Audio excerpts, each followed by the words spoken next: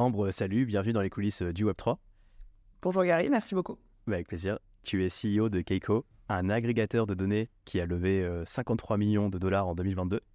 On va revenir aujourd'hui en détail sur la proposition de valeur de Keiko, de quel type de données on parle, qui les consomme et dans quel but. Pour commencer peut-être, est-ce que tu peux commencer par te présenter s'il te plaît? Bien sûr. Donc je m'appelle Ambre Soubiran, je suis française. J'ai bossé les 10 premières années de ma carrière professionnelle à Londres en structuration de dérivés actions. Donc j'ai plutôt un background tradfi, comme on dit dans la crypto. Et j'ai découvert la blockchain en revanche assez tôt, un peu par hasard. Je m'intéresse beaucoup aux nouvelles techno dans différents champs d'application, dont la finance. Et c'était sur un blog, je suis tombée sur le white paper en 2012. J'ai été à plein de meet-up, j'ai trouvé ça génial, la blockchain. Et j'ai eu beaucoup de mal à essayer de convertir la banque à l'époque, mes collègues et mes boss, au fait que la blockchain pouvait peut-être un jour changer la façon dont les marchés de capitaux fonctionnent. Dans ce contexte-là, je suis devenue Madame Blockchain. J'ai rencontré Pascal Gauthier, l'actuel CEO de Ledger, qui était lui en train de monter Kaiko. Donc c'est lui qui a été le fondateur de Kaiko à l'époque, en 2014. Et on a beaucoup discuté, on avait une vision qui était assez alignée sur le fait que la donnée était un élément très important. Et finalement, en 2016, j'ai quitté la banque et j'ai racheté Kaiko. Voilà un peu l'histoire. Et là, maintenant, Kaiko a bientôt 10 ans. Donc l'année prochaine, Kaiko aura 10 ans.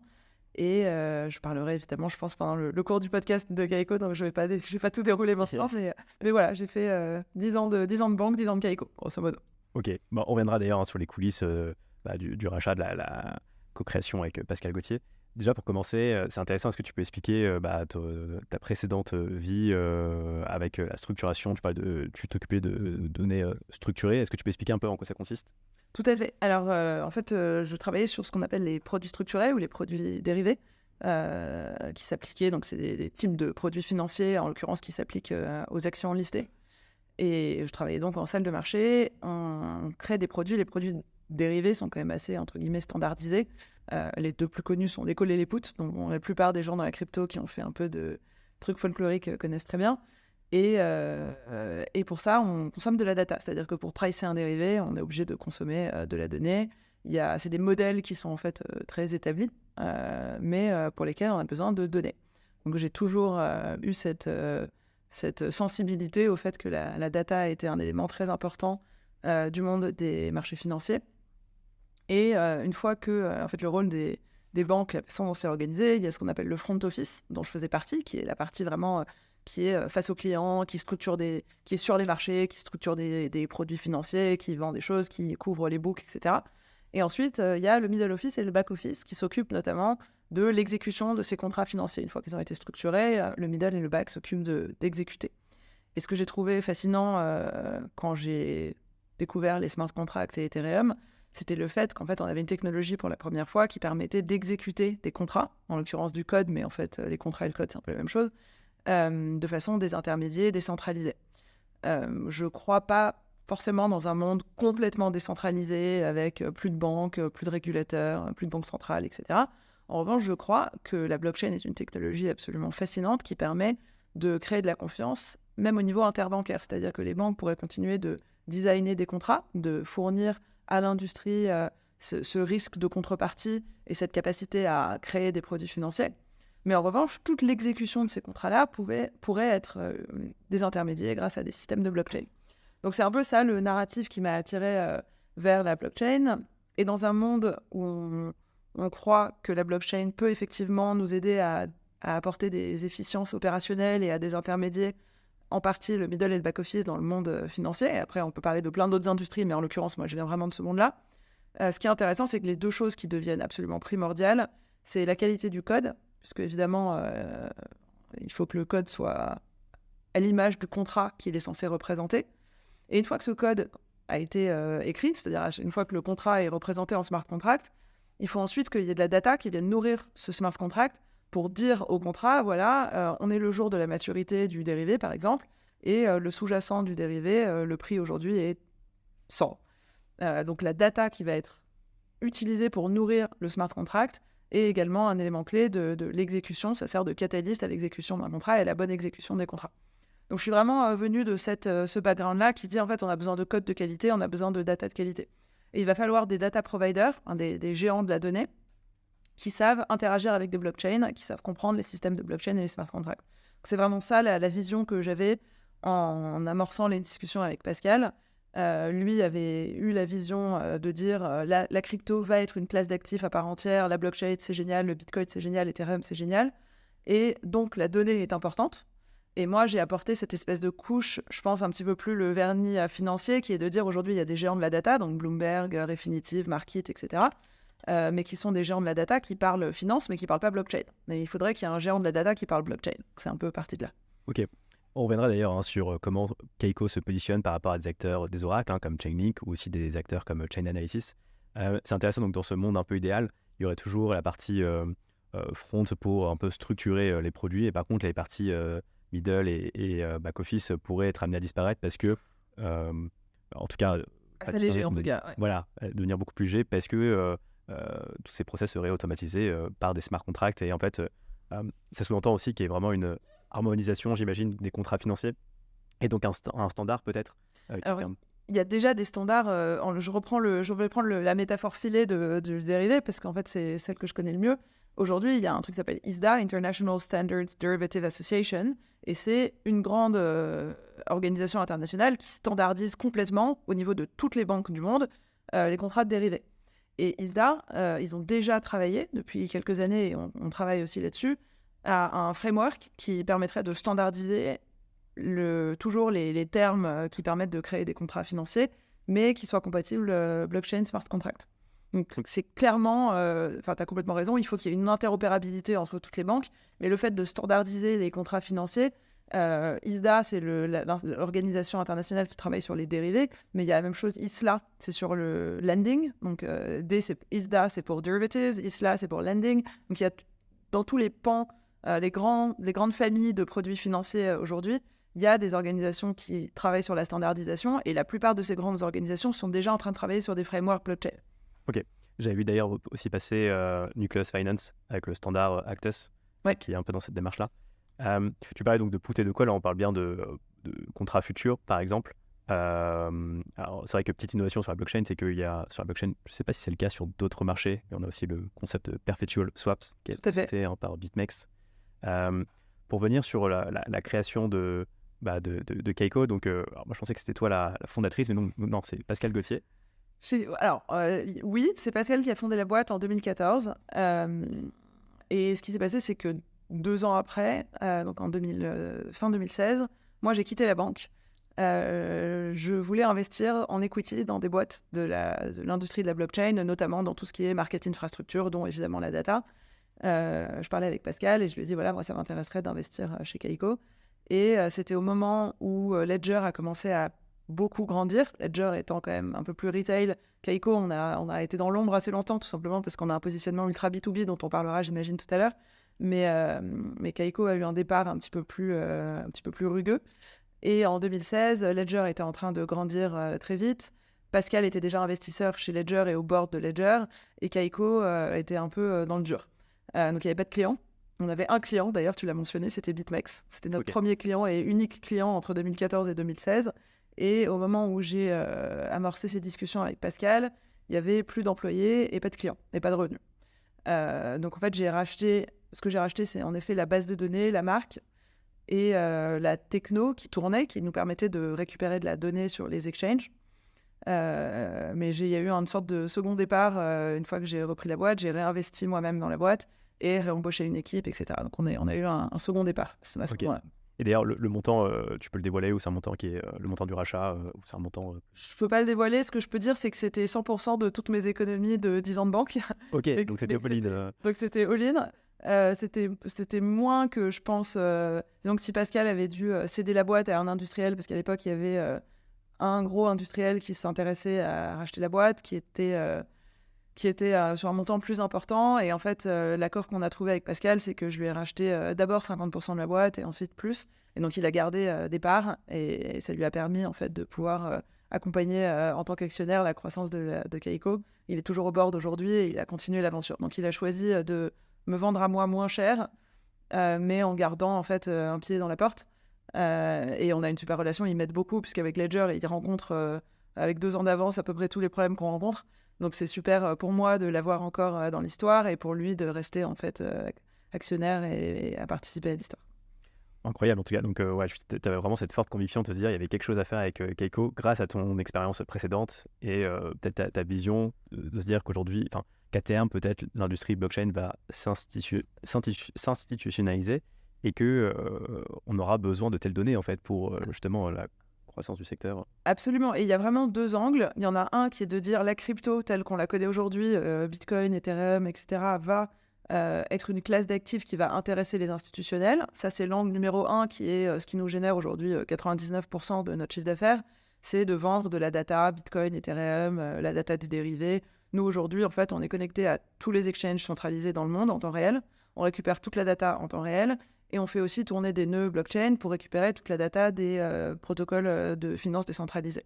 Donc on a vraiment de l'information financière de à peu près tout ce qui touche à la classe d'actifs crypto telle qu'on la connaît aujourd'hui. Ça, c'est play number one. Play number two, c'est de dire, et aujourd'hui on commence à rentrer vraiment dans l'ère du temps, c'est tout ce qui est tokenisation d'actifs réels, real world asset tokenization. Toutes les grandes institutions maintenant travaillent là-dessus. Et c'est l'idée de dire, pour pouvoir utiliser la technologie de la blockchain pour exécuter des contrats sur des actifs traditionnels, il faut d'abord tokeniser ces actifs traditionnels.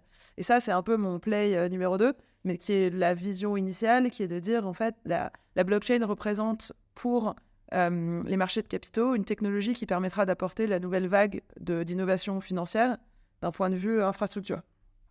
Et pour que ce monde existe, ou quand ce monde existera, il faudra un data provider qui sait parler avec des blockchains, qui sait lire des smart contracts et écrire de la donnée dans des smart contracts. Donc il y a vraiment ces deux étapes. La première étape, c'est l'institutionnalisation de la crypto en tant que telle. Et la deuxième, c'est la tokenisation d'actifs réels pour pouvoir utiliser derrière des blockchains pour exécuter des contrats traditionnels. Et ces deux mondes-là commencent tout juste à cohabiter. Donc c'est génial, c'est vraiment la vision qu'on a. Mais nous, on a toujours été sur un positionnement très B2B où on travaille avec des acteurs financiers, des corporates réglementés, des régulateurs. On a un positionnement vraiment où on est audité, réglementé en tant que data provider financier d'une industrie qui est en train de grandir. Et d'ailleurs, pour revenir sur le premier point, en fait, il y a deux grands types en tout cas de data. La data des exchanges centralisés. Donc en fait, quand vous faites des trades sur Kraken, Bitstamp, Coinbase, ces trades ne sont pas on-chain, ils sont off-chain. Et ce qu'il faut savoir, le retail ne sait parfois pas, c'est qu'en fait les exchanges commercialisent en fait cette donnée, donc la donnée de l'order book, donc carnet d'ordre, par exemple le nombre d'ordres de vente, d'achat, la profondeur du carnet d'ordre, et qu'en fait cette donnée est monétisée par les exchanges, c'est-à-dire que les exchanges ne gagnent pas que de l'argent avec les fees prélevés sur les transactions, mais aussi avec la revente de la data. Et après vous en fait vous achetez la data à plein d'exchanges pour ensuite on va dire la retravailler, la redistribuer à des acteurs qui en ont besoin. Et après, on va revenir d'ailleurs sur quel usage ils en font. Absolument. Dans la crypto, tous les exchanges, tu as complètement raison, et dans le monde traditionnel, tous les exchanges monétisent la data, et c'est d'ailleurs leur principale source de revenus. Dans la crypto, on y vient. Donc, on a des accords commerciaux avec les exchanges qui, nous, effectivement, nous vendent ou en tout cas nous donnent en échange de certaines contreparties. Parfois, on fait ce qu'on appelle give-get. Donc, quand ils nous donnent de la data, on leur donne de la data propre. Mais aujourd'hui, on est connecté avec une centaine d'échanges centralisés dans le monde, où effectivement, là, c'est des API centralisés, en dehors de la classe d'actifs qui est la blockchain, ça n'a pas grand-chose à voir avec la blockchain d'un point de vue technologique. Donc on récupère toute cette donnée, et on fait également tourner de la data, tourner des nœuds pour récupérer en fait en temps réel la donnée directement dans les blocs qui provient des DEX, donc typiquement les échanges décentralisés, les protocoles de lending borrowing, etc. Ce qui est intéressant, c'est que le travail qu'on apporte, en fait, c'est un travail de valeur ajoutée sur le traitement de la donnée et de l'harmonisation de la donnée, de façon à ce que, du point de vue du consommateur, un trade qui a eu lieu sur Coinbase, où c'est complètement centralisé, et un trade qui a eu lieu sur Uniswap, où c'est complètement décentralisé, du point de vue du consommateur de data chez nous, c'est la même chose. Il n'a pas besoin d'aller se compliquer la vie, alors qu'en réalité, il faudrait qu'il se complique la vie. C'est-à-dire qu'il faudrait qu'il aille récupérer et comprendre dans un bloc ce qui correspond à un trade Uniswap, et il faudrait qu'il aille se connecter à l'API de Coinbase pour récupérer la data. Donc nous, on fait ce travail de collecte, d'harmonisation, de nettoyage aussi, et de ensuite livraison de la donnée aux acteurs qui en ont besoin. Et Kaiko s'organise autour de 4 business principaux. Le premier qui est la market data pure. La market data, comme tu l'as dit, c'est les transactions, les carnets d'ordre, principalement. les transactions, les carnets d'ordre, que ce soit des exchanges centralisés ou décentralisés. Ça, c'est le premier business de Kaiko, donc market data. Le deuxième business, c'est un business d'indices, c'est-à-dire que c'est un business où on utilise la data brute pour créer des taux de référence, des indices de prix, soit mono-asset, c'est-à-dire c'est quoi le prix du Bitcoin, et un prix qui est réglementé et qui peut servir à faire du settlement, qui peut servir à créer des ETF, etc. Et d'ailleurs, par rapport à ce prix-là, je trouve que c'est intéressant. Par rapport à ce deuxième point, c'est comment vous calculez ce prix, par exemple, la moyenne des types plus gros exchanges Il y a des modèles, on publie d'ailleurs nos modèles, mais nous, on est réglementé sous un framework des marchés européens qui s'appelle BMR, Benchmark Regulation. Et on a des méthodologies qui sont outlier resistant, qui sont en fait non manipulables, etc. Donc, c'est des méthodologies qui sont assez complexes, qui sont d'ailleurs pas propres à la crypto. C'est-à-dire que cette réglementation BMR, c'est pas du tout une réglementation crypto, c'est une réglementation qui régule les data providers dès lors qu'ils fournissent des prix qui servent à créer des produits financiers. Donc, typiquement, pour faire du settlement de dérivés, j'en reviens à mes premiers amours, pour faire du settlement de dérivés, il faut utiliser un prix BMR qui est publié par Bloomberg, typiquement. Ok. Nous, on est capable de fournir des prix BMR pour la crypto. Donc ça, c'est notre deuxième business. Juste par rapport à celui-ci, je trouve ça intéressant, ça me fait penser à quelque chose. En 2018, je crois, c'est l'époque où CoinMarketCap manipulait pas mal ses prix. Alors que, voilà, CoinMarketCap, qui est, on va sur CoinMarketCap, il y a le prix du Bitcoin, de l'Ether, etc. Et les prix, parfois, étaient calculés de façon bizarre parce que aussi, je crois que c'était au Japon ou en Corée. En Corée, ils ont coupé les exchanges coréens du jour au lendemain, les prix ont droppé de 30%, ça a foutu un bazar sans nom. C'est ça. Et ça peut être assimilé justement à des manipulations de marché. Donc, voilà, vous avez une vraie responsabilité justement. Exactement. Et c'est pour ça que la réglementation existe. C'est de dire, en fait, quand il y a des produits financiers qui sont adossés à de la data doit être réglementée. Il doit y avoir des frameworks hyper tight parce que, en fait, les effets de bord peuvent être énormes, surtout sur des dérivés. Parce que des dérivés, souvent, il y a des effets de levier. Donc, même s'il y a 10 centimes de décalage sur un prix, ça peut avoir des effets, peut-être pas 10 centimes, mais s'il y a 1 euro de différence sur un prix, ça peut avoir des effets amplifiés. Donc, ce business-là qu'on a, Kaiko Indice, c'est notre business qui est régulé, c'est-à-dire que la manipulation de la donnée qu'on fait est surveillée, auditée, etc. Et ça nous permet de fournir de la donnée pour des utilisations, pour créer ou faire du settlement de produits financiers. Donc ça, c'est un business à part entière chez Kaiko. Ensuite, le troisième business, c'est ce qu'on appelle Kaiko Analytics.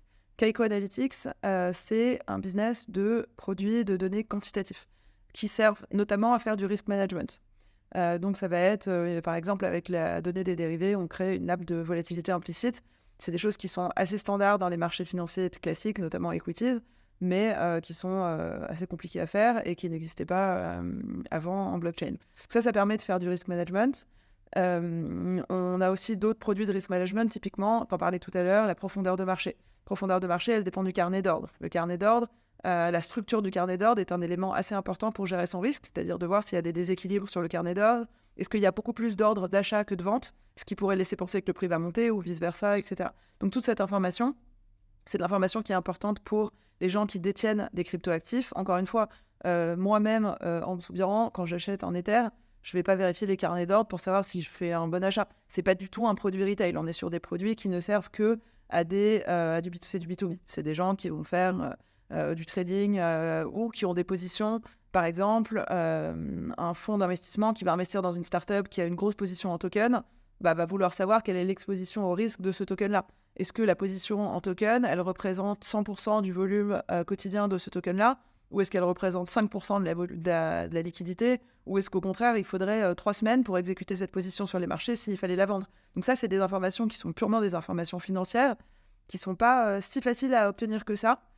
C'est toujours facile d'aller récupérer la data sur 1 ou 2 exchanges pour 1 ou 2 tokens, mais pouvoir le faire de façon holistique, c'est-à-dire sur tous les exchanges dans le monde, y compris des DEX, pour se dire, voilà, moi j'ai ce token, alors quand on parle de Bitcoin et d'Ethereum, maintenant on sait que c'est liquide, il n'y a pas de problème, mais quand on a des positions de tokens un petit peu moins liquides, c'est important de savoir si c'est un petit peu moins liquide, genre il me faudrait 1 journée pour vendre ou il me faudrait 2 mois pour vendre. C'est un peu, d'ailleurs, toute la crise de FTX l'année dernière, c'était purement un problème de risque de liquidité de marché. Quand Binance a voulu vendre sa position en FTT tokens, en fait, on a réalisé que ce token, une fois qu'on lui a porté une décote d'illiquidité, parce qu'il était invendable, il n'y avait plus de valeur, en fait. Donc tout ça, c'est de l'information financière, et c'est ça qu'on vend. Et d'ailleurs, par rapport au FTT, donc le token de FTX, c'est-à-dire que vous avez des indicateurs par rapport à ce produit que vous proposez à à vos clients? Vous avez l'indicateur qui est un peu sonné, alarme, il se passe quelque chose Ah bah nous, il suffisait de regarder la liste des tokens. Ce qui est intéressant, on a fait une étude que j'aime beaucoup, qu'on publie régulièrement dans la recherche, où on prend le classement par market cap. Je déteste la market cap, je me bats contre l'utilisation de ce truc. Moi, demain, Ambre, je décide de créer 1 million de tokens Ambre, coin, et je t'en vends un à $100, et boum, ma market cap, c'est 100 millions de dollars. Ça ne fait aucun sens. Ce qu'il faut regarder, c'est la liquidité, la profondeur de marché. Donc nous, on s'amuse à faire un ranking où on prend les 30 plus gros actifs crypto par ordre de market cap, et ensuite on compare la profondeur de marché, et on fait les mêmes actifs, mais on les liste par profondeur de marché. Okay. Et en fait, c'est pas du tout le même ordre. C'est-à-dire que, voilà, il y a évidemment, on est dans un monde où c'est un peu la finance des années... de quelques decades ago, où on peut avoir des market makers qui font du market making de certains tokens pour assurer une sorte de liquidité et pour maintenir un prix, mais il n'y a pas vraiment forcément toujours une profondeur de marché organique qui correspond à vraiment une activité de marché qui permet de donner cette profondeur de marché. Donc c'est vraiment important de regarder pas que la market cap, d'ailleurs, il faudrait même pas regarder la market cap, de regarder le volume quotidien traité, mais au-delà du volume quotidien traité, la structure des carnets d'ordre, c'est vraiment un truc important. Ouais, parce que même sur le volume, j'ai l'impression que... Et d'ailleurs, c'est intéressant parce que... Ouais, tu peux faire du fake volume. Hein, Tu peux t'acheter et te vendre des trucs au même prix, tu perds un peu en fees quand tu t'achètes à toi-même, mais tu crées ton volume. En revanche, si tu as des order books qui sont tout flat, ce qu'on voit souvent dans des carnets d'ordre de tokens un petit peu plus obscurs, c'est autour du prix, il y a un peu de volume, et derrière, en fait, il n'y a plus rien. Donc c'est les order books qui montent et qui sont flat comme ça des deux côtés, c'est un peu un faux volume, quoi. Ouais. Et donc ça, c'était le troisième. Et quatrième, du coup Et le quatrième, c'est la recherche. On publie pas mal de recherches. Tout est gratuit. Je vous invite à aller voir sur research.kaiko.com. Ouais. On a toute notre recherche qui est assez quantitative quand même. Il faut pouvoir la digérer. Encore une fois, c'est vraiment pas destiné à un usage retail. Moi-même, je ne saurais pas quoi faire de ma recherche. Mais il y a beaucoup d'analyses qui sont vraiment intéressantes, plutôt pour faire de la prise de décision quand on est investisseur ou même régulateur, d'ailleurs, pour regarder les dynamiques des volumes sur les différents marchés. On publie plusieurs différents types de recherches. Il y a ce qu'on appelle des deep dives, où là, en fait, on prend un sujet, on va le creuser à fond. C'est toujours data-driven, donc c'est toujours lié à la data. On a aussi des analyst calls, donc en fait, on fait des appels téléphoniques où on présente la recherche et on présente des nouveaux sujets d'actualité. On fait des choses thématiques, il y a beaucoup de choses et tout est gratuit. Et pour nous, c'est une sorte de produit d'appel puisqu'on ne vend que de la data. On n'a pas de modèle de terminal comme Bloomberg. On pourrait l'avoir avec un dashboard, avec des graphiques, etc. On ne fait pas du tout ça. Ce qu'on vend, c'est du flux, c'est vous achetez la donnée. Mais en revanche, on se sert de la recherche pour montrer la qualité et l'importance de la donnée. D'accord. Est-ce qu'à la Glassnode, par exemple, vous faites aussi un peu d'analyse on-chain, vous regardez des comportements ou des indicateurs on-chain? On ne fait pas trop ça. Ce qu'on fait on-chain, c'est la donnée de marché. Donc la donnée de tous les protocoles DeFi, à la fois DEX et Lending and Borrowing. Et on a également un produit qui s'appelle Wallet Data, où en fait on peut regarder pour un portefeuille donné les positions de ce portefeuille et le flux passé de ces positions, mais c'est toujours avec un angle marché financier, enfin données financières, pardon. Ok. Et pour venir d'ailleurs sur cette monétisation des exchanges qui monétisent cette donnée, sans donner de chiffres, hein, mais pour avoir une idée, pour les exchanges crypto, je sais pas, je pense aux principaux, ça représente quel pourcentage de leur chiffre d'affaires, tu penses, aujourd'hui? Je pense qu'aujourd'hui c'est encore assez petit parce que l'industrie est encore très retail et que le problème principal aujourd'hui des exchanges, c'est d'attirer de la liquidité, pas de rajouter des freins. En fait, sans data, on ne peut rien faire. Et si on fait payer la data, aujourd'hui, les exchanges sont plutôt dans une course à la liquidité, c'est-à-dire de rendre le service le plus simple possible pour onboarder un maximum de gens, pour faire du volume, que au contraire, commencer à mettre des points de friction entre l'utilisateur et la data. Donc pour l'instant, je pense que la data représente assez peu de leur chiffre d'affaires, mais qu'il y a une volonté de commencer à créer plus de business autour de la donnée. Et on les accompagne là-dedans. Pour nous, c'est une opportunité. Nous, ce qu'on dit, c'est que on vend pas la data. Moi, je vais pas. Si je servais juste de passe-plat entre la data de Coinbase et le client, j'aurais pas vraiment de quoi monter un business. Ce qu'on apporte, c'est le fait pour que le client il aille se brosser les dents dans sa salle de bain et qu'il aille pas au puits avec son seau, quoi. C'est vraiment ça l'idée. C'est-à-dire, on vous apporte un produit qui est un produit raffiné, harmonisé, où vous avez tout au même endroit, et c'est cette infrastructure-là qu'on vend. En fait, c'est cette techno-là qu'on vend, pas la donnée brute. Donc nous, on est ravis. On dit aux clients, on dit aux exchanges, à partir du moment où vous allez commencer à vouloir monétiser la donnée, on va vous aider à la monétiser. C'est-à-dire que nous, on va augmenter les licences de nos clients du montant de votre licence et on va s'occuper du billing en plus de l'infra. Donc c'est plutôt quelque chose que je vois comme un signe de sophistication de l'industrie, et ça va forcément coûter un peu plus cher, mais c'est normal, c'est aussi comme ça que l'histoire s'écrit. Bien sûr. Et d'ailleurs, en tant que utilisateur final, enfin, je veux dire, c'est pas perceptible en fait cette collecte et utilisation de la data. Pas pour des retail, pour des fonds, c'est un budget. Pour des fonds, avoir de la donnée propre, standardisée, normalisée. Aujourd'hui, nous, les licences pour avoir nos données alternent entre 30 000 euros par an et 200 000 euros par an. Okay. Donc ça a quand même un coût, mais ça a un coût pour des boîtes qui font des millions de profits. Enfin, c'est pas un coût pour des utilisateurs qui investissent en perso. Et d'ailleurs, le coût va dépendre, j'imagine, du volume de data processé peut-être. Absolument. Le coût de la licence dépend. On a un pricing engine. C'est vraiment pas au doigt mouillé. C'est en fait on met le nombre d'instruments, le type de produit, le nombre de produits, le type de client. Enfin, on fait effectivement typiquement pour les académiques, on va pas exactement faire le même prix, mais on remplit tout un tas de champs. Et ça sort un prix. Voilà. Et c'est complètement proportionnel à la quantité de données historiques, le nombre d'instruments couverts et la granularité des produits de data. Et d'ailleurs, je poserai cette question après, mais j'aimerais d'abord revenir sur la partie plus DeFi. C'est quoi Déjà, est-ce qu'il y a une vraie demande d'analyser la data qui vient de la DeFi ? Ça commence et ça a vraiment été révélé par la crise de l'année dernière, où les gens ont réalisé que en fait, il y a beaucoup de tokens qui sont soit listés sur des échanges centralisés un peu obscurs, soit listés que sur des DEX. En fait, aujourd'hui, moi, si je crée mon Ambrecoin, bonne chance pour aller lister sur Coinbase, quoi. Donc, en fait, c'est pas du tout négligeable de regarder ce qui se passe sur les protocoles DeFi. Et d'ailleurs, il y a eu pas mal de crises où, comme en DeFi, les choses sont automatisées, smart contractisées, donc automatisées, il y a eu des liquidations qui ont eu lieu on-chain bien avant que les gens qui font que du centralisé OTC, away from the blockchain, réalisent qu'il se passait quelque chose. Donc en fait, je pense que même les gens qui ne touchent pas à la DeFi ont compris que de regarder la data de la DeFi, c'était important pour générer de l'alpha sur ce qu'eux allaient faire ensuite off-chain. Donc oui, mais c'était vraiment récent. Jusqu'à l'année dernière, il n'y a pas un institut ou un grand fonds non crypto-natif qui s'intéressait à la data DeFi. C'est assez récent. Ok.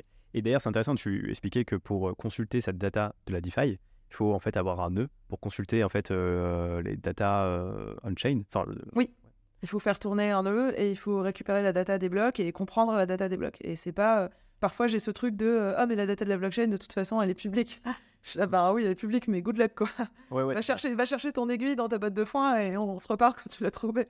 Mais c'est vrai que c'est plus complexe que ça en a l'air. Ouais, c'est un vrai travail d'agrégation. Et donc, vous avez un nœud Bitcoin, un nœud Ethereum, un nœud après sur toutes les Layer 2 d'Ethereum, peut-être les autres blockchains, IR, Solana, qui sont non IVM compatibles. Et donc, à chaque fois, vous avez le nombre de tokens quand c'est du proof of stake pour justement ouvrir ce nœud. Et après, comment ça se passe ? Parce que j'imagine que la data aussi, ça coûte de l'argent de la mettre régulièrement à jour. Vous la mettez à jour à quelle fréquence ? Chaque bloc. Chaque bloc, d'accord. Ouais. Et oui, ça coûte cher. Ouais. C'est un business qui coûte cher. Ensuite, c'est aussi important. Aujourd'hui, on fait tourner nos propres nœuds et pour avoir la donnée, en temps réel, mais deuxièmement aussi pour ne pas dépendre d'un tiers. Et c'est important pour nos clients. Mais c'est vraiment un business qui coûte cher. Ok. Et j'aimerais, tant qu'on est un peu dans la technique, partir un peu sur d'autres notions. Est-ce que tu peux rappeler ce que c'est un oracle, comment vous vous positionnez par rapport à un Chainlink, et pareil, comment vous vous positionnez par rapport à un acteur comme Chain Analysis, qui je comprends est plutôt un partenaire qu'un concurrent en fait. Oui, et Chainlink aussi. Pour l'instant, les deux sont des partenaires. Alors Chainlink, donc c'est un système d'oracle. Le système d'oracle, on en revient à ce qu'on disait tout au début de l'épisode sur le smart contract. C'est top, c'est très structuré, c'est propre, c'est du code. Mais pour pouvoir, si c'est lié à un produit financier, il faut qu'il y ait un déclencheur pour l'exécution du contrat et très souvent, il faut qu'il y ait un calcul de payoff. Je reprends l'exemple du dérivé. Un contrat de call, c'est la différence entre un prix d'exercice et un prix à maturité. Donc, si je te vends à toi, Gary, un call sur le Bitcoin alors qu'il vaut 20 000, et ce produit, il a une maturité de 3 mois, je peux écrire tout ça en smart contract. Au bout des 3 mois, le smart contract, il a besoin de savoir quel est le prix du Bitcoin aujourd'hui. Il fait la différence entre les deux prix. Et ensuite, il dit, soit je paye quelque chose à Gary, soit le contrat expire si jamais le prix descend. C'est le principe d'un call. Donc, ce contrat, pour pouvoir s'exécuter, il a besoin d'un catalyste. Et ce catalyste, ça va être le prix de l'actif à maturité. Donc, Chainlink, il a un business d'oracle où, en fait, il va aller publier de la donnée dans les blocs. et les smart contracts vont pouvoir se nourrir de la donnée qui est publiée. Nous, on travaille avec Chainlink en plusieurs capacités. L'une d'entre elles est de fournir de la donnée, tout simplement. Donc, en fait, on donne la donnée qui va être ensuite publiée dans Chainlink. Et on opère aussi des nœuds, c'est-à-dire qu'on va nous-mêmes aussi publier de la donnée dans Chainlink. Donc, on a à la fois data provider et node operator, qui sont deux rôles différents chez Chainlink. L'écosystème Chainlink, il est hyper intéressant et l'industrie en a absolument besoin, notamment pour tout ce qui est les applications DeFi. C'est-à-dire qu'on parle de liquidation, de lending and borrowing. Je peux faire un contrat de lending sur AV, par exemple. Je vais apporter des Ethers, je vais sortir des stables avec 50% de loan to value. Il faut que le on-chain, il faut que le contrat il soit capable de valoriser le collatéral pour savoir s'il doit liquider ou pas. Jusque-là, on se suit, c'est-à-dire que la valeur de mon portefeuille en Ether, disons que quand je l'ai apporté, il valait 100, j'ai sorti 50 en stablecoin, le prix de l'Ether, il bouge tous les jours, donc le contrat, il doit monitorer la valeur du collatéral. Donc pour ça, il y a besoin d'avoir la donnée de l'Ether. Et ça, typiquement, c'est le business de Chainlink. Donc pour tout ce qui est DeFi applications et tout ça, Chainlink a une super proposition de valeur qui est, on publie des prix et ils sont utilisables on-chain directement par les contrats. Ouais. Et d'ailleurs, juste par rapport à ça, c'est intéressant qu'à la fois vous êtes data provider pour Chainlink, mais en même temps nœud. Est-ce que tu peux expliquer comment ça fonctionne le système de nœud sur Chainlink, sachant qu'en fait, tu as juste envie d'avoir via Chainlink peut-être plusieurs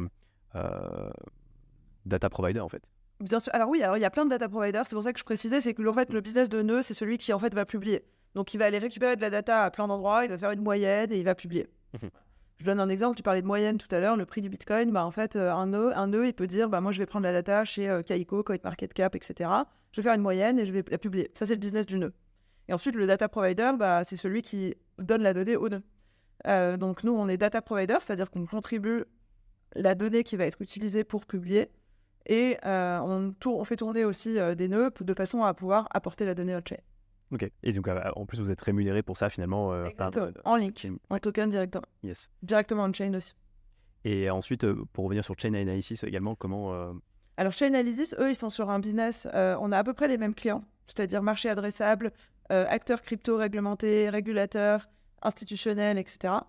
Mais ils sont sur un type de data qui est complètement différent. C'est-à-dire qu'eux, ils font ce qu'on appelle en finance les KYC, KYT, quoi, Know Your Transaction, Know Your Customer. C'est-à-dire qu'ils font de l'analyse de risque réputationnel et de risque de crédit on-chain. Donc, typiquement, un exchange travaille avec Chainlink pour que quand quelqu'un fait des virements crypto, c'est-à-dire fait des transferts de crypto pour nourrir un compte, si moi, je décide d'aller vendre un Bitcoin, je vais me créer un compte sur Coinbase, je vais aller envoyer mon Bitcoin sur mon compte Coinbase. Coinbase veut vérifier que ce Bitcoin-là, il ne vient pas de FTGOX ou de FTX Liquidation, etc.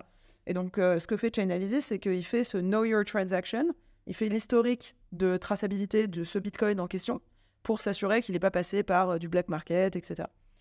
Donc, eux, ils font plutôt de l'analyse on-chain de flux, tandis que nous, on fait de l'analyse de tout ce qui est financier, c'est-à-dire dès qu'il y a un prix ou une activité de trading. Ok. Ouais, donc Chainalysis, c'est vraiment pour voir quels sont les mauvais Bitcoins, les bons... Ouais. Exactement. Et en fait, eux, un truc qui est intéressant, et souvent, en fait, les clients nous utilisent tous les deux, c'est qu'eux, ils prennent une blockchain, typiquement la blockchain Bitcoin, et ils regardent le Bitcoin, il est passé de la poche de Gary à celle de Ambre, à celle de quelqu'un d'autre, etc. Donc, les transferts dans une blockchain. Nous, en fait, on ne regarde pas trop les mouvements d'un token à l'intérieur d'une même blockchain. Ce qu'on regarde, c'est quand il y a un élément un déclenchement qui crée un événement de prix. Typiquement, j'ai vendu mon Bitcoin sur un échange centralisé pour une contre-valeur en dollars. Donc, en fait, Chainalysis, il est capable de dire Ambre a envoyé un Bitcoin à Gary, mais il ne sait pas ce que toi, tu as reçu en échange. Ouais. Donc, nous, on apporte cet élément de prix. Donc, eux, ils peuvent dire à tel bloc, il y a eu tel transfert, et nous, on est capable de dire à tel bloc, exactement au même moment, le prix du Bitcoin, c'était tant. Et ça permet de quantifier, en fait, la valeur des transferts on-chain, par exemple. Ok, ouais, d'où la complémentarité et le fait que, a priori, vous adressez pas du tout aux mêmes besoins. Voilà, on s'adresse aux mêmes personnes, mais pas pour le même besoin. C'est exactement ça.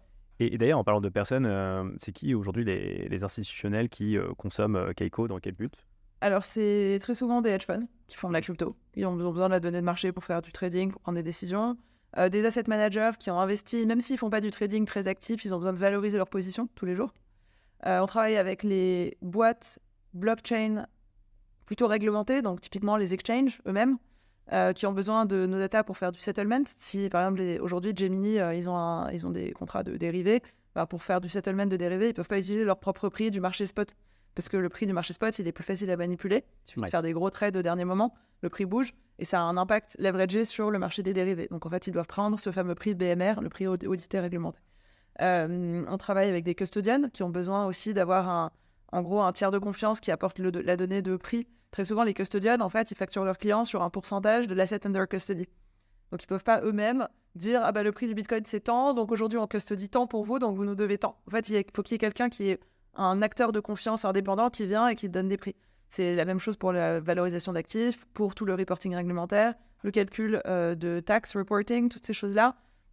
On a besoin on ne peut pas être jugé parti, c'est-à-dire qu'on ne peut pas à la fois être celui qui gère l'argent et en même temps décider combien l'argent vaut, quoi, grosso modo. Donc nous, on sert de ce tiers de confiance qui apporte, en fait, je reprends le mot oracle, mais c'est pas la même définition dans ce contexte-là, c'est de dire, bah voilà, nous on dit, voilà, c'est ça le prix du Bitcoin, et nous on n'a pas d'incentive à augmenter ou diminuer le prix. En fait, nous on donne un prix, c'est le prix, et puis voilà. Tu parlais de CoinMarketCap tout à l'heure. CoinMarketCap, ils ont été rachetés par Binance. Ils sont plus très indépendants par rapport au marché.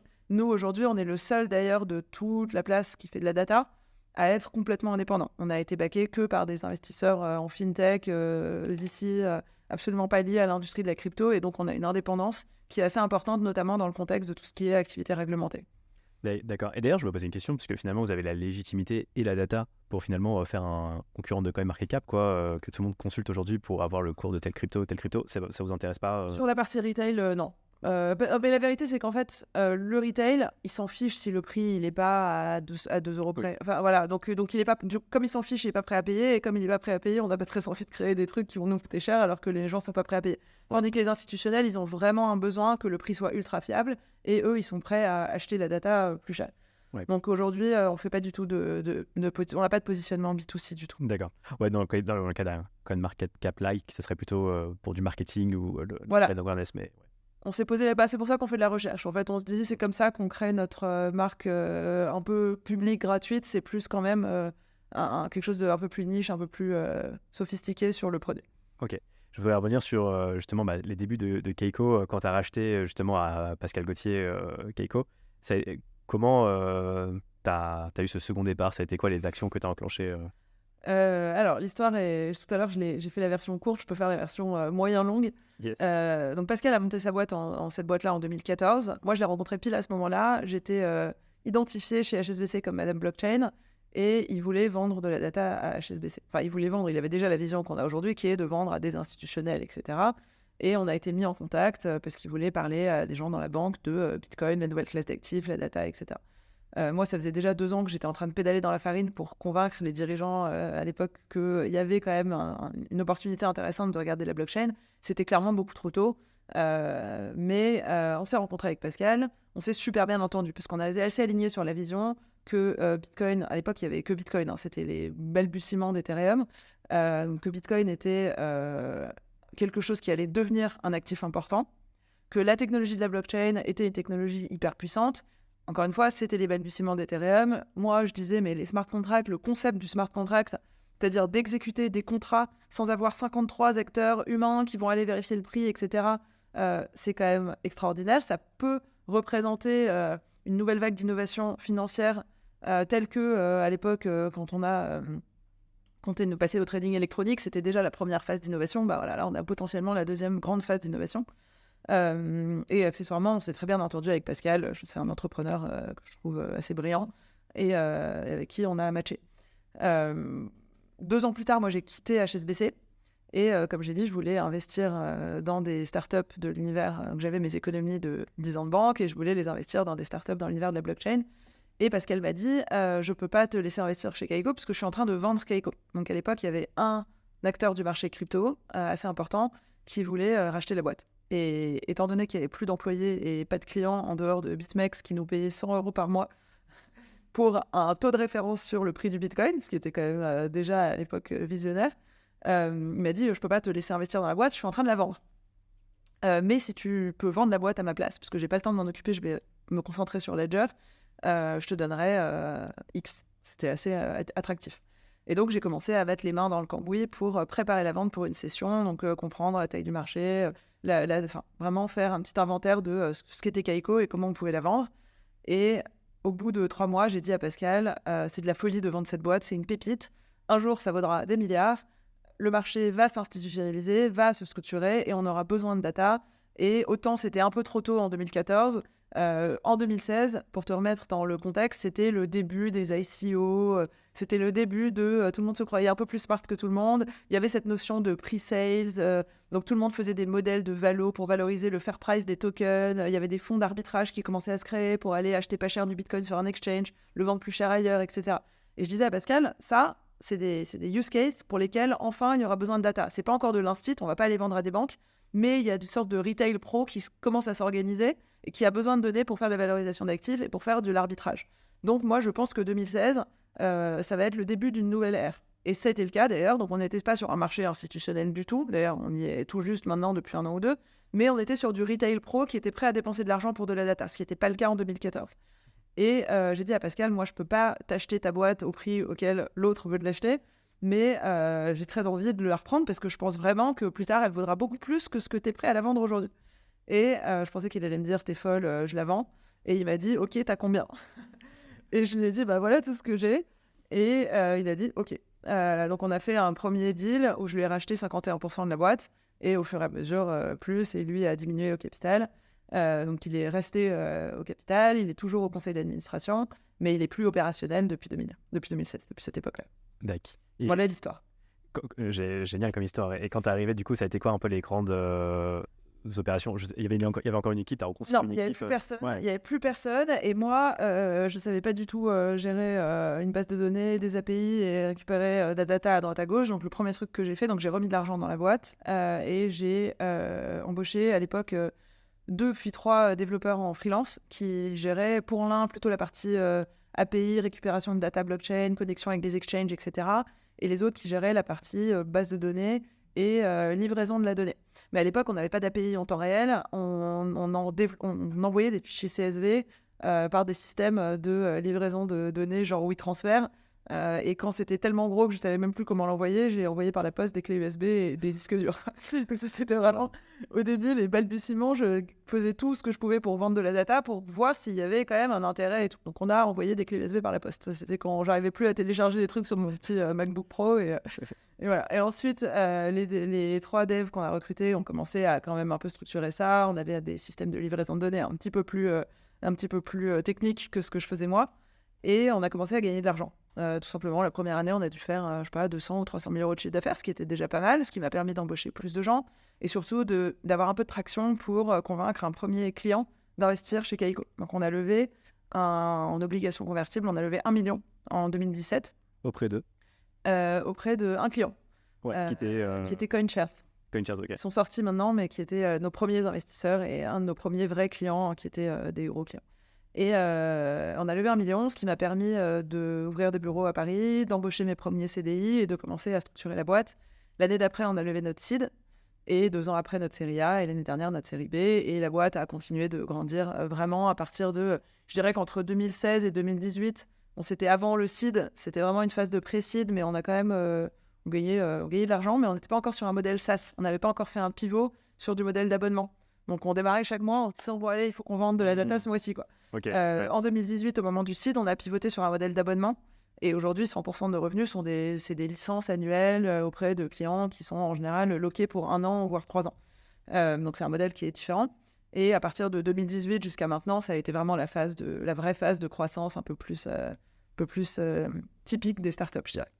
Vous avez levé combien en tout, du coup On a levé 1, 5, 20 et 50. On a levé à peu près 75-80 depuis le début. Ok. Et dernière question, parce que le temps tourne. Tu parlais de Bloomberg tout à l'heure. C'est quoi votre relation avec Bloomberg? J'ai l'impression que pour l'instant, c'est un partenaire. Alors aujourd'hui, si tu as un terminal Bloomberg sous tes yeux et que tu fais KKMD, Kaiko Market Data, tu arrives sur le terminal crypto de Bloomberg et c'est nous qui fournissons les prix crypto à Bloomberg aujourd'hui. Donc aujourd'hui, c'est à la fois un client et un partenaire, puisqu'on est aussi capable de distribuer de la donnée à des clients via le terminal Bloomberg. Donc aujourd'hui, c'est un partenaire. Et puis, je sais pas, peut-être qu'un jour, on les rachètera. Yes, mais ça n'a pas vocation, en tout cas, à devenir un concurrent. Pas pour le moment. Pas pour le moment. Eux font pas du tout, enfin, ils font toute la partie data, ils ont la data crypto, etc., en partie grâce à nous, mais ils ne font pas encore ce qui est, nous, notre vision, qui est de dire il faut parler au blockchain. Ok. Et peut-être juste un truc, parce que j'ai même pas fait vraiment l'auto-promo au début de Kaiko, mais juste pour te donner un ordre de grandeur, aujourd'hui on est un peu moins de 100, on est 87 ou 88 dans le monde, et on a des bureaux, on est complètement international day one. Moi j'étais à Londres quand j'ai monté la boîte, nos développeurs étaient à l'étranger, donc aujourd'hui on a des bureaux à New York, Londres, Paris, Singapour et Hong Kong. Ok. Et on n'est pas du tout une organisation décentralisée. Je mets un point d'honneur à ce que les gens viennent au bureau. Bien Mais sûr. en revanche, on est globaux, c'est-à-dire que les gens viennent au bureau dans un de nos 2, 4, 5 bureaux. Ouais. Ok. Et d'ailleurs, petite question, est-ce que vous avez été impacté par le bear market ou beaucoup moins peut-être par celui-ci que le précédent parce que tu as assisté quand même à une institutionnalisation du Oui, marché? en fait. Ouais. Et malheureusement, on a des clients qui ont fait faillite. C'est ça l'impact qu'on a eu. Nous, on n'a pas été impacté directement par le prix qui descend, FTX, etc. Nous, on n'a pas de token, on n'a pas de crypto. Enfin, on est une boîte, on vend de la data. Il se trouve que la data, c'est de la data sur les cryptos, mais on n'a pas été impacté directement. En revanche, nos clients qui sont, eux, des investisseurs dans la crypto, ont été super impactés. Donc, on a aujourd'hui un peu moins de 200 clients et sur les 200, il y en a une quarantaine en 2023 qui a fait faillite. Donc, on a quand même généré de la croissance, remplacé tous les clients qui sont, entre guillemets, out of business par des nouveaux clients. Donc, ça va. Ouais. Mais disons que s'il n'y avait pas eu la crise, ça aurait été encore mieux. Ok. Et l'arrivée de l'ETF, est-ce que, qui va potentiellement être validé à la rentrée, est-ce que ça va avoir un impact sur votre business parce que ça va ouvrir la porte à de nouveaux acteurs? Alors oui, parce qu'on est potentiellement les data providers derrière les ETF aussi. Donc ça a un impact clair qui est juste on va pouvoir vendre de la data. Et nous, on est audité, réglementé, donc on est un peu parfait pour ces use cases-là. Ouais. Et ça justifie qu'on nous paye pour ça, donc ça c'est génial. Et deuxièmement, c'est bien parce que c'est un vrai milestone dans l'institutionnalisation de la classe d'actifs. Ceci étant dit, moi je mets quand même une petite remarque là-dessus, c'est il ne faut pas penser qu'on peut créer des outils financiers institutionnels tant que la classe d'actifs elle-même en dessous n'a pas les jambes vraiment solides, quoi. Ce qui s'est passé en 2022, c'est qu'on a financiarisé beaucoup trop l'industrie de la crypto, alors que la classe d'actifs, elle était encore un peu fébrile. Moi, je pense que c'est hyper important de considérer l'institutionnalisation de la crypto à travers la loupe de qu'est-ce qui se passe au niveau vraiment low-level base layer, quoi. Comment est-ce qu'on résout les problèmes de scalabilité, de user onboarding, toutes les histoires de account abstraction, etc. C'est des solutions qui vont en fait solidifier les fondations pour qu'on ne soit pas en train de construire des produits financiers sur un château de cartes. Et ça, je pense qu'on y est vraiment, enfin. Complètement. Et c'est vrai que voilà, ce qui s'est passé avec Binance, FTX, peut-être que ça a permis entre guillemets de. C'est très bien, ça a nettoyé. Voilà, exactement. Merci beaucoup. On va s'arrêter là, à moins que tu veuilles dire un petit mot de la fin. Avec plaisir, merci de m'avoir invité. Super conversation. Et n'hésitez pas. N'hésitez pas si vous avez besoin de data, si vous nous écoutez, vous savez où les trouver. Yes, merci à toi. Merci, salut Gary.